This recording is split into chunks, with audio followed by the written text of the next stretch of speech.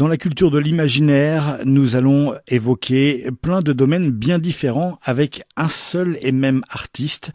Nous allons parler de chroniques de l'étrange, donc de romans, de littérature, mais nous allons également évoquer le jeu de rôle et tout un tas de thèmes autour de l'Asie, autour de la mythologie, autour des super-héros, avec Romain D'Huissier. Bonjour Romain. Eh bien, bonjour Xavier, merci de m'interviewer.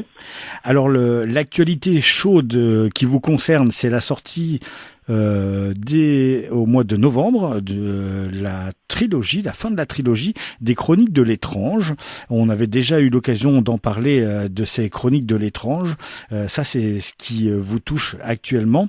L'année dernière était sorti également le jeu de rôle de Mythic Battle Panthéon, un jeu de rôle qui était tiré à la base d'un jeu de plateau avec figurines à peindre. C'était une très belle collaboration. C'est surtout quelque chose qu'on attendait, parce que comment faire d'un jeu de rôle tiré d'un jeu de société alors qu'on connaît les jeux de rôle d'habitude. On va évoquer tout ça, mais on va d'abord faire un peu plus connaissance avec vous. J'ai parlé d'Asie, de mythologie et de super-héros parce que c'est un peu les domaines dans lesquels vous excellez. Si on vous suit d'un petit peu plus près, on s'aperçoit que vous êtes assez fan de tous ces domaines. Oui, tout à fait. Des domaines d'ailleurs qui sont proches. On y réfléchit, la mythologie, les super-héros, on parle toujours de surhommes, de demi-dieux, d'icônes en quelque sorte. Donc oui, c'est des domaines qui me tiennent beaucoup à cœur. Et l'Asie dans tout ça? Alors l'Asie, je ne saurais même pas dire d'où c'est venu à la base, mais j'ai toujours eu cette passion, sans doute petit, avec les films de Bruce Lee et tout ça. Et je suis toujours resté accroché, alors plus particulièrement sur la Chine. Moins le Japon, qui est plus la spécialité d'autres personnes, mais vraiment la Chine, c'est un truc qui me passionne. L'histoire, la culture, la mythologie, leur cinéma également. Donc ça fait vraiment partie de mes domaines de prédilection, on va dire. Alors, quand vous dites que vous êtes passionné pour un peu suivre tout ce que vous faites, c'est pas qu'un peu vous plongez dans le domaine que vous voulez et vous étudiez un peu tout ce qui y touche, et du coup vous êtes un peu une sorte on peut dire que vous êtes une référence dans ces domaines? Je sais pas si j'irai si loin. Je suis pas non plus comme un universitaire qui aurait vraiment étudié ça à la fac. On va dire que je reste un amateur finalement. J'ai énormément lu, j'ai beaucoup travaillé sur le sujet, mais j'ai pas un savoir de docteur en histoire ou ce genre de choses. Alors, j'ai sûrement encore des lacunes. Assez connaisseur dans tous ces domaines pour participer à des jeux de rôle. Quand on parle de Mythic Battle, c'est un jeu de rôle sur la Grèce antique avec les dieux. Vous avez participé à des jeux de rôle sur les super-héros et aussi des jeux de rôle sur la Chine. C'est-à-dire qu'il faut quand même un certain domaine de connaissances pour abreuver ces livres de règles et pour satisfaire les gens qui vont s'intéresser à ces jeux de rôle. Oui, mais après, comme on dit, c'est du jeu de rôle, c'est pas des traités d'histoire. Donc, il faut que j'ai une connaissance assez solide pour transmettre le feeling en fait de ces univers, ce qui est censé passer comme sentiment, émotion, point de vue, sans pour autant fournir une encyclopédie qui serait de toute façon un peu aride à lire et pas très utile en jeu. Mais effectivement, j'ai des manies des fois pour un paragraphe qui détaille un truc, je vais me plonger dans une journée de recherche entière. Donc des fois je suis un peu dans l'excès peut-être, mais ça me rassure de savoir qu'au moins j'ai fait les recherches nécessaires, qu'il y a un peu du solide derrière, même si, comme je dis, je ne suis pas un universitaire ou un professeur, mais que j'en connais assez pour que des gens puissent accrocher à partir des détails, des morceaux que je leur offre. Et ça fait partie du plaisir d'intéresser d'autres gens à ce qui nous passionne également. Que ce soit par le jeu de rôle, les romans, c'est toujours un gros plaisir de transmettre une partie de cette passion. Et vous transmettez cette passion par l'écrit, c'est-à-dire que vous écrivez des règles de jeu de rôle, vous écrivez des romans. Alors l'écriture, on peut savoir à quel moment vous vous êtes dit c'est ça que je veux faire? Voilà, en fait, tout gamin déjà, j'adorais écrire des histoires du haut de mes 7-8 ans, quoi. C'était sûrement pas fameux. Mais c'est vrai que même en classe, j'aimais beaucoup toutes les rédactions d'imagination, des choses comme ça. J'adorais lire, j'ai commencé à lire très très tôt des romans et autres. Ça m'a jamais quitté. Mais après, c'est vrai que je me suis lancé dans des études qui n'avaient pas grand-chose à voir. Je me suis un peu, forcé, on va dire. Et puis il y a cette espèce de complexe d'infériorité où on a l'impression qu'un écrivain, c'est quelqu'un d'extrêmement savant, érudit, plongé tout le temps dans ses écrits. Et du coup, moi je m'imaginais pas exercer ce genre de métier. C'est pour ça qu'à la base, j'y suis plutôt arrivé par le jeu de rôle, à l'écriture. Parce que là, c'était un loisir que je pratiquais beaucoup. J'ai commencé, comme tous les MJ, à écrire mes propres scénarios, de jeux ou autres. Et puis, de fil en aiguille, on commence à proposer ces textes à des éditeurs. Et on se professionnalise d'une certaine façon. On va commencer à gagner de l'argent avec ça. On va s'améliorer, apprendre. C'est une bonne école, le jeu de rôle d'écriture, vraiment. Tenir des délais, livrer un bon texte intelligible. Et puis arrive le moment où on se dit, maintenant je peux peut-être sauter le pas, puisqu'à force on rencontre des écrivains, où on a connaissance de nombreux écrivains de fantastique qui viennent du jeu de rôle. Presque tous les écrivains de fantasy fantastique en France ont fait du jeu de rôle, en ont écrit ou juste pratiqué. Et du coup on se dit, pourquoi pas moi, et on rassemble son courage et on se lance. Le jeu de rôle a eu une période où on le voyait pas très d'un bon œil. Depuis quelques années maintenant, ça revient et on le voit à travers les différentes campagnes de crowdfunding, les anciens jeux de rôle qui reviennent. On pourrait parler de Donjons et Dragons, d'autres jeux encore, Cthulhu, Rêve de Dragon pour ceux qui connaissent. Il y a un vrai presque revival du jeu de rôle. Vous voyez ça comment, vous qui avez du coup jamais lâché le jeu de rôle et qui avez toujours été soit maître de jeu, soit joueur, soit écrit pour le jeu de rôle? Je vois ça d'un bon oeil, forcément que le milieu, c'est vrai qu'après quand même un creux où on était assez replié, on avait l'impression d'être mal considéré, que les ventes s'effondraient. Je pense que c'est pas mal l'outil du financement participatif qui a permis d'un peu de relancer, en permettant que des jeux n'ayant pas forcément les qualités pour attirer un éditeur en se disant je vais prendre le risque financier, là en proposant déjà le projet du jeu avec des gens intéressés qui le financent, on peut voir qu'on atteint rapidement le montant nécessaire. Donc ça permet à des projets variés de prendre naissance et d'être financés suffisamment pour être des très beaux livres. Donc oui, ça fait plaisir. Il y a une belle diversité actuellement, une belle qualité, en production française en tout cas, ça c'est sûr. Et puis, même au-delà de ces barrières, je pense qu'il y a une meilleure vision du jeu de rôle par les milieux extérieurs. C'est-à-dire que c'est vrai qu'à une époque, on sait que dans les années 90, il y a eu pas mal de mal qui a été fait à la réputation du jeu de rôle par des émissions à sensation qui racontaient beaucoup de bêtises. Et puis suite à ça, on a eu l'impression d'être un peu dans un ghetto. Mais cette période, elle est vraiment révolue. Maintenant, il suffit de regarder, comme je disais, des romans de fantastique. Si on regarde la 4e de couverture dans la biographie de l'auteur, s'il a été rôliste ou auteur de jeux de rôle, c'est mentionné quasi à chaque fois. C'est presque un argument de vente maintenant. Que ce soit Jean-Philippe Jarowski, Fabien Ferruti, tous ces auteurs ont pratiqué le jeu de rôle et sont devenus des fers de lance de la littérature française fantastique. Donc les éditeurs n'hésitent plus à mettre ça en avant. Ça a été d'ailleurs le cas sur mes propres romans des Chroniques de l'étrange. Donc il y a vraiment une bienveillance maintenant, je pense, qui montre que le jeu de rôle est un loisir vraiment comme un autre, tout à fait honorable, qui a une certaine richesse littéraire en lui-même et qui permet d'apprendre des choses, de pratiquer un jeu de société finalement parfaitement acceptable de nos jours. Et même quelques vertus, puisque il y a des personnes qui disent que c'est bien de proposer aux jeunes de découvrir le jeu de rôle. Ça permet d'apprendre à s'exprimer ouvertement devant un groupe, à une prise de parole, et puis à faire marcher son imaginaire, tout simplement. Oui, d'ailleurs, on remarque que justement, les gens peut-être de notre génération qui étaient rôlistes dans les années 80-90 sont parfois devenus professeurs. Et n'hésitent pas à monter des clubs dans leur lycée, à proposer des activités ludiques aux élèves ou dans les maisons de quartier, des choses comme ça. Et puis on voit même, par exemple, un auteur aussi vendu et connu que Maxime Chatham, qui est rôliste et qui n'hésite pas à le dire, qui a même fait une vidéo de présentation sur notre loisir, qui participe aux émissions Roll and Play. Quand on a ce genre de figure, effectivement, qui n'hésite pas à en parler sans complexe, on se sent effectivement bien considéré, quoi. On n'a plus honte de le dire. Alors pour en finir avec le jeu de rôle et Romain Dhuissier, parlons un peu de ce Mythic Battle. C'était quand même peut-être pas gagné. Comment faire un jeu de rôle alors qu'à la base c'est juste un jeu.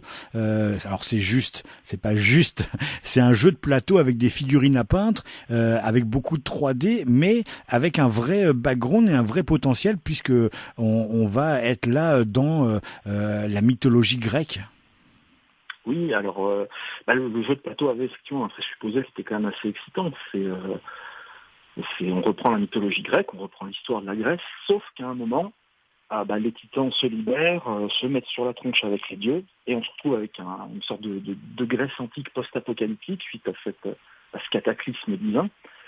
Et puis charge ensuite aux pauvres mortels de reconstruire leur pays, de rebâtir leur cité, de lutter contre tous les monstres qui sont remontés des enfers. Donc il y a quand même quelque chose d'intéressant dès la base. Moi, adorant la mythologie grecque, ça pouvait que me parler. Donc quand on m'a proposé le projet, j'ai accepté immédiatement. Et puis à partir de tout ça, en travaillant avec les auteurs du jeu de plateau, j'ai pu extraire toute la moelle de cet univers en rassemblant toutes les légendes grecques, toute la signification des grands mythes grecs, en piochant dans l'histoire, en twistant ce qu'il fallait pour coller à cette uchronie post-apocalyptique d'une certaine façon. Ça permettait d'obtenir vraiment un univers sympa, relativement inhabituel. Parce que le Medfan a beau être très connu, l'Antiquité, on l'explore assez peu en jeu de rôle, malheureusement. Et donc là, c'était l'occasion vraiment de satisfaire cette passion pour la mythologie grecque en utilisant un univers qui change un petit peu, alors sur lequel les gens se sentent à l'aise parce que tout le monde connaît la mythologie grecque, mais avec le petit twist du présupposé du jeu qui fait que c'est quand même un territoire vierge à explorer. Et je suis très fier de ce jeu, vraiment. Je sais que parfois on a dit que c'était un jeu de commande ou un produit dérivé. Moi je ne le considère pas du tout comme ça. Comme la mythologie grecque, c'est un de mes dadas. Ce jeu, je l'ai vite intégré à mon univers à moi, à ma façon de faire. Et je revendique à 100% le jeu de rôle Mythic Battle. Ça, il y a aucun doute là-dessus. J'aime ce que j'ai écrit, j'en suis fier.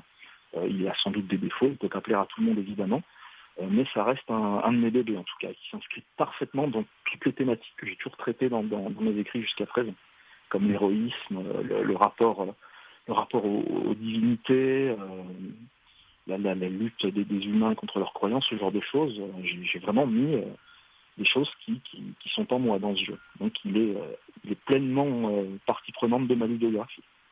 Et puis avec une force, en tout cas moi j'ai trouvé que c'était vraiment une force, c'était que le système on parle toujours d'un système de jeu dans un jeu de rôle, c'est qu'il était vraiment compatible entre guillemets avec le système du jeu de société, puisque du coup on reprenait à peu près le même système avec les mêmes dés. C'est-à-dire qu'un joueur qui aurait découvert Mythic Battle avec le jeu de société avait plus de facilité peut-être de rentrer dans une partie de jeu de rôle, puisque du coup on gardait un peu ce même système de jeu. De G. Oui, c'était une demande, notamment des deux éditeurs, Black Book pour le jeu de rôle et Monolith Mythic pour le jeu de plateau. C'est vraiment de garder un peu leur mécanique de base, qui était très astucieuse d'ailleurs, que j'appréciais beaucoup. Pour avoir joué au jeu de plateau, j'aimais beaucoup ces règles et je me suis amusé donc à les adapter pour du jeu de rôle, puisque finalement le jeu de plateau c'est surtout un jeu de confrontation. Donc il y a beaucoup d'attaques, de défenses, des choses comme ça. Moi j'ai repris tout ça et je l'ai adapté pour tous les autres types de jets. Et je trouve que ça marche pas mal, puisqu'en plus ce système donne une certaine maîtrise sur les jets, puisqu'on peut écarter des dés pour garder des bonus, en relancer certains ou pas. Et je trouvais que ça s'impliquait bien dans le background, puisque ça nous parle du destin, de la façon dont les héros doivent se libérer des chaînes du destin pour infléchir la marche du monde, de la Grèce en tout cas. Et donc je trouvais que ce système collait bien à ça, puisque les joueurs, en jouant avec leurs dés, vont peut-être réussir des actions in extremis ou changer la façon dont ils vont envisager un problème. Donc non, vraiment, c'était un plaisir de travailler sur ce jeu. Toutes les conditions étaient réunies, toutes les équipes étaient vraiment top, et il a eu un bon succès dans le crowdfunding. C'est un beau livre, bien illustré. Je répète, j'en suis vraiment fier. Et pour tous les maîtres de jeu et les joueurs qui aiment faire du jeu de rôle avec du coup des plans à dessiner, des figurines, bah là le matériau était présent avec le jeu de société. Un très beau jeu de rôle que je vous conseille, très bien ficelé. L'actualité maintenant, on va en parler, c'est cette fameuse trilogie des Chroniques de l'étrange. Elle est enfin terminée. C'est pas comme ça que ça se termine une trilogie. Après il faut en parler, il faut en faire la promotion. On avait déjà évoqué un petit peu ces Chroniques de l'étrange. Ça met du temps en fait. On s'aperçoit un écrivain ne peut pas forcément créer sur commande. Vous avez mis le temps pour clôturer cette chronique, mais vous le faites presque en beauté d'après ce qu'on peut lire à droite et à gauche des critiques qui sont écrits sur ce 3e tome. Alors c'est vrai que les 2 premiers tomes, j'avais réussi à les écrire et à les sortir à 1 an d'écart, de façon à ce que les gens évitent la suite. Et 1 an plus tard, je devais donc sortir le 3e. C'est vrai que j'ai beaucoup bloqué sur son écriture parce que c'est vrai que c'est intimidant de boucler comme ça une saga, une trilogie. On veut pas foirer la fin, quoi. C'est quasi sur la fin qu'on est jugé d'une certaine façon. Si on la rate, les gens partent avec un petit goût amer dans la bouche, alors que si on réussit, ça peut faire oublier certains défauts d'avant. Donc j'ai bloqué un certain temps sur ce 3e tome. Il m'a fallu 2 ans pour le terminer. Donc voilà, je suis quand même... je l'ai quand même pas fait traîner plusieurs années non plus. Il est sorti juste 2 ans après le 2e. Et quand j'ai réussi à débloquer les éléments qui m'empêchaient de le continuer, ça a vraiment coulé tout seul. J'ai obtenu vraiment ce que je voulais en termes d'ambiance, d'intrigue, d'action. Et voilà, et mon éditeur était lui aussi très satisfait. J'ai eu beaucoup de bonnes critiques et de bons retours. Là, la trilogie elle-même est dans la première sélection du Grand Prix de l'Imaginaire, ce qui est vraiment un énorme honneur, parce que au niveau des littératures fantastiques, science-fiction, fantasy en France, c'est vraiment un prix très très important. Donc ça fait forcément plaisir qu'un jury vous ait jugé digne au moins d'être un peu sélectionné en avant. Et puis maintenant, je contemple ces 3 livres sur mon étagère et je me dis, voilà, j'ai mis un peu mes tripes, j'ai mis mes passions dedans, j'ai voulu intéresser les gens à Hong Kong, à sa diversité, à son côté cosmopolite, à la mythologie chinoise, des choses comme ça, à leur culture, leur nourriture. Donc j'espère que ça marche auprès des lecteurs, en tout cas. La mythologie, elle est présente, mais il n'y a pas que. Quand moi j'ai eu la chance de lire le 1er tome, on ressent une ambiance un peu pesante autour de cet exorciste un peu aussi enquêteur, ce Johnny Kwan. Moi j'ai comparé ça au film Black Rain avec Michael Douglas où il y a cet univers un peu noir. Des fois on a envie d'en savoir un peu plus sur les bas-fonds, sur la mythologie. C'est un peu cette ambiance que vous mettez. Il y a un de vos amis que j'avais interviewé qui parlait de votre œuvre en disant que vous allez tellement dans le détail que des fois on a l'impression de se retrouver sur place. Si on ferme les yeux, on peut sentir les odeurs de l'endroit où on est. J'exagère peut-être un peu, je ne sais pas qui c'est, mais en tout cas je le remercie. Effectivement, j'essaye de faire passer l'ambiance par une multitude de détails. Donc là, c'est passé par... c'est une ville très vivante, bourrée d'énergie, donc j'ai essayé de passer par ça, cette impression de foule, de gens actifs, dynamiques, une ville qui ne dort jamais, et surtout une ville qui a le plus grand taux de restaurants par habitant, et où le Hongkongais, il est tout le temps en train de bouffer, en fait, sur le trottoir, dans les restos, des brochettes avec un burger à la sauvette, et j'ai beaucoup insisté effectivement sur ces détails-là. Je sais que ça a plu à pas mal de gens, que je détaille à chaque fois tout ce que mangeait le héros. Et c'est vrai que ça me tenait à cœur vraiment de faire passer cette ambiance. Dans ce genre un peu de fantastique contemporain, où une ville est vraiment au premier plan, c'est important de la rendre le plus vivante, le plus proche possible pour que le lecteur s'immerge dedans, en fait. L'implication est importante. Et puis il y a le côté de la sorcellerie aussi. On imagine facilement que dans la culture asiatique, chinoise, hongkongaise, japonaise aussi, il y ait cette part d'étrange qui est vraiment présente dans les légendes, presque dans la vie de tous les jours. Et là, pour le coup, le héros y est confronté de plein pied puisqu'il est exorciste. Tout à fait. En fait, c'est une sorte de détective de l'étrange, d'une ambiance que vous évoquiez ambiance un peu noire, polar. Donc effectivement, c'est quelqu'un qui enquête, qui doit parfois aller dans les bas-fonds, mais des bas-fonds peuplés de différents, des spectres, des monstres, des esprits animaux, des rois dragons, avec qui il doit traiter. Et en fait, j'ai considéré vraiment les légendes chinoises comme faisant partie de ce monde, existant réellement. Il faut voir qu'à Hong Kong, en Chine, enfin surtout dans les Chines comme Hong Kong, Taïwan, plus que dans la Chine continentale, les gens ont gardé ce fond de légendes presque superstitieux. Ils prient leurs ancêtres, leur tradition du Nouvel An fait pleinement appel à toutes ces légendes antiques. Comme c'est des pays qui n'ont pas été évangélisés d'une certaine façon, le monothéisme n'a pas vraiment de prise chez eux. Ils sont bouddhistes, ils sont taoïstes, ils mélangent un peu tout à leur sauce, ce qu'on appelle la religion populaire chinoise. Et puis il y a des quartiers un peu religieux où les gens vont pour s'attirer l'avenir. Le feng shui est une réelle réalité architecturale dans cette ville. Donc tout ça, ça vit déjà. Et moi, j'ai fait que rajouter vraiment, je fais qu'appuyer finalement là-dessus.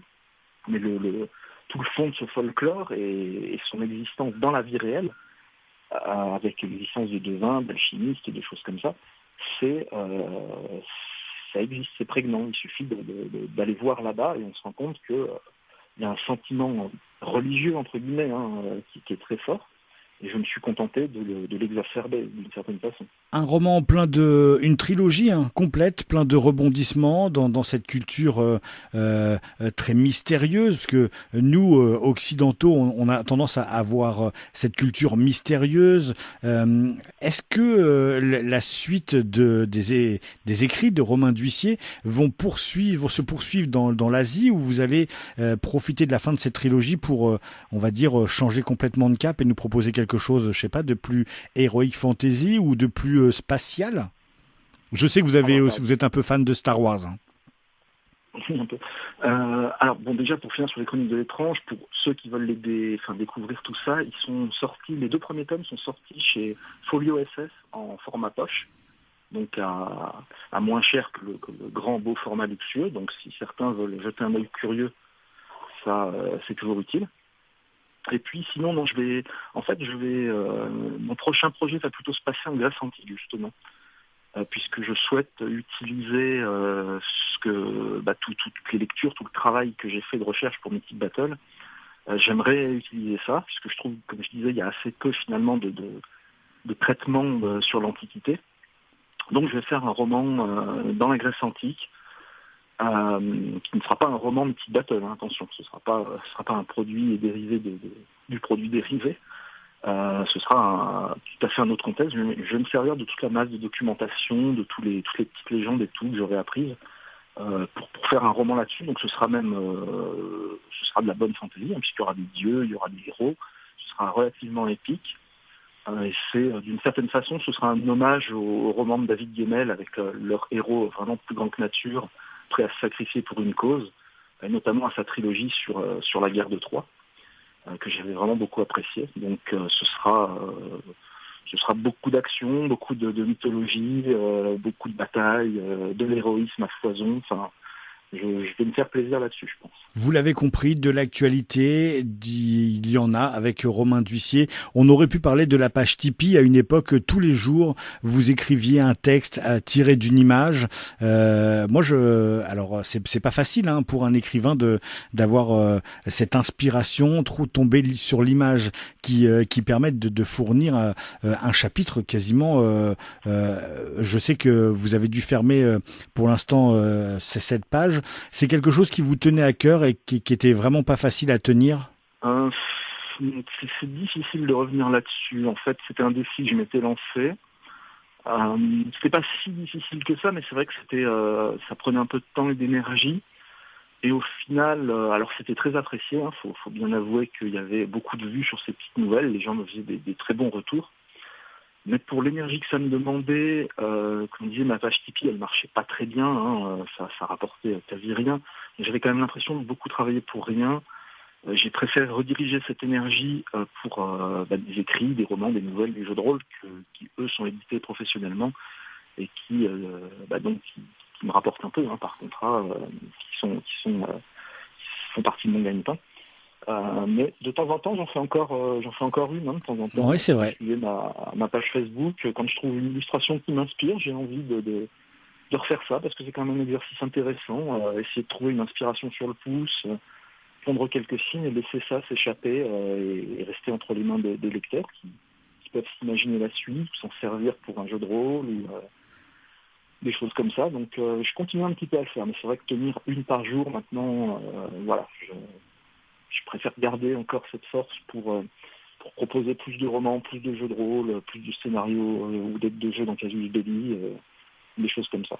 Vous pouvez donc vous plonger dans les univers de Romain D'Huissier. Il y a une page blog spot avec toutes les références parce que vous avez écrit vraiment beaucoup de choses. On peut pas toutes les citer, mais il y a vraiment eu plein de choses. Je pense notamment à Seppuku, Hexagone, la guerre des immortels chez Rivière Blanche. Enfin, il y a vraiment plein de choses. On n'a pas parlé de l'univers des super-héros. En tout cas, si vous êtes fan de jeux de rôle, il y a Mythic Battle paru l'année dernière. Vous pouvez vous plonger dedans à corps perdu avec le jeu qui va avec si vous aimez les figurines.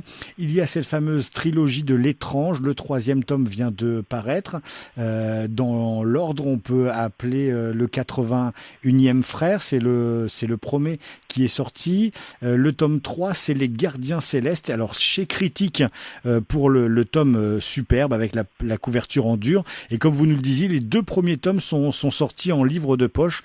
Donc vous pouvez le transporter facilement si vous faites des transports en commun, si vous voulez faire des cadeaux ou si vous voulez lire un roman qui vous emmènera dans les bas-fonds taïwanais autour de ce détective de l'étrange, cet exorciste détective. Merci beaucoup du temps que vous m'avez accordé. J'espère qu'on vous retrouvera très prochainement pour parler donc du futur avec ce prochain roman dans la Grèce antique. Merci beaucoup et très bonne continuation, Romain. Merci à vous en tout cas de m'avoir tendu le micro et à une prochaine fois donc.